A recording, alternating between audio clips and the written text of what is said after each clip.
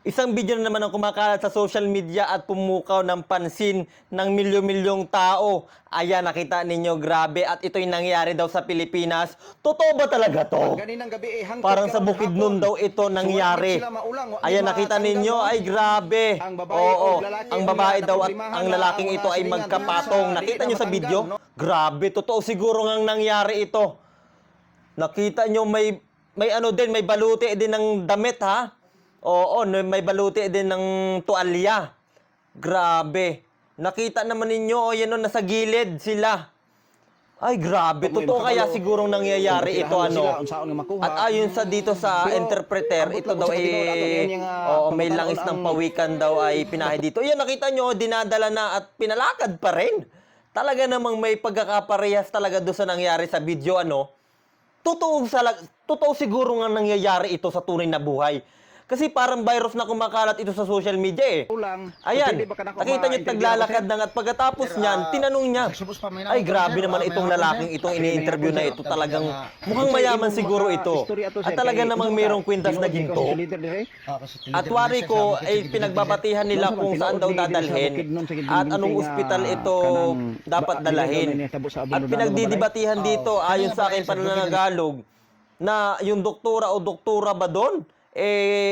Yun nga pinag-uusapan nila. Hindi ko maintindihan pero grabe. At nakita nyo, napansin nyo sa likod niyan, merong underwear tsaka short.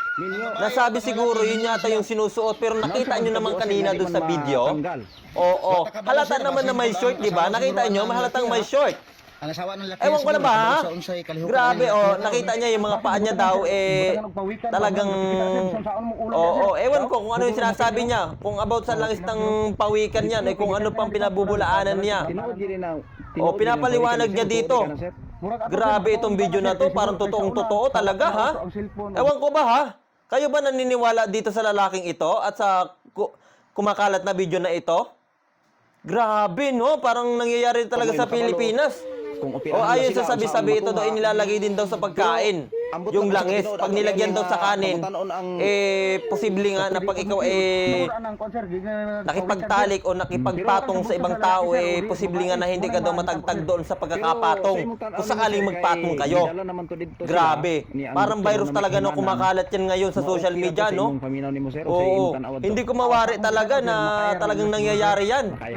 Ito, ini-interview itong lalaki, ang saya-saya lang talaga. At may mga marites pa sa likod. Talagang kumuha pa ng expert para makunan doon sa video. Ayun no, tinuturo niya na ito yung ginamit nung mag-asawa o nung lalaki doon sa video. Pero halata naman na parang naka-short. Ewan ko kung pinalta nila o sadyang pinakita lang talaga nila para makakitaan ng butas. Ewan ko, ang gagaling din talaga ng mga Pinoy, no? Ang saya-saya talaga, no? Grabe. Kaya kung papapansin ninyo, yung video ba ay may katotohanan?